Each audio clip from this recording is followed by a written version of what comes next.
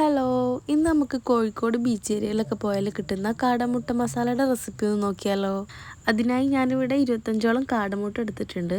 ഇനി ഇതിൽ നമുക്ക് കോഴിമുട്ട മുങ്ങി നിൽക്കുന്ന അത്രയും വെള്ളം ഒഴിച്ചു കൊടുക്കാം. ഇതിലേക്ക് ആവശ്യത്തിന് ഉപ്പും കൂടെ ഇട്ട് നമുക്കിതൊന്ന് വേവിക്കാനായിട്ട് വെക്കാം.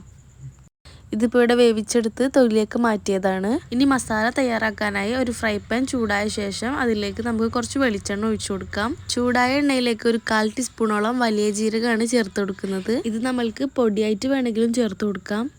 ഇനി ഇതിലേക്ക് ഒരു 3 അല്ലി വെളുത്തുള്ളി ചതച്ചത് ചേർത്ത് കൊടുക്കാം. ഇതൊന്നും അങ്ങോട്ട് നന്നായി ഒന്ന് മൂപ്പിച്ചെടുക്കാം. ഇനി ഇതിലേക്ക് 1.5 ടേബിൾ സ്പൂണോളം കാശ്മീരി മുളക് പൊടി ചേർത്ത് കൊടുക്കാം.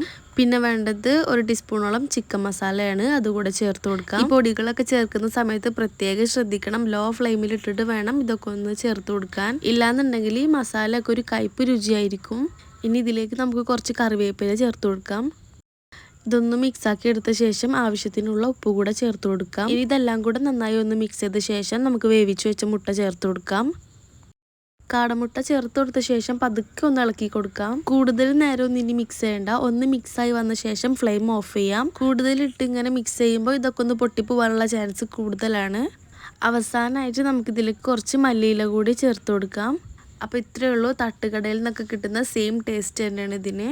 വീഡിയോ ഇഷ്ടമാണെങ്കിൽ ലൈക്ക് ചെയ്യുക, ഷെയർ ചെയ്യുക. സബ്സ്ക്രൈബ് ചെയ്യാത്തവരാണെങ്കിൽ ഒന്ന് സബ്സ്ക്രൈബ് ചെയ്ത് സപ്പോർട്ട് ചെയ്യുക. Thanks for watching. See you again in another video.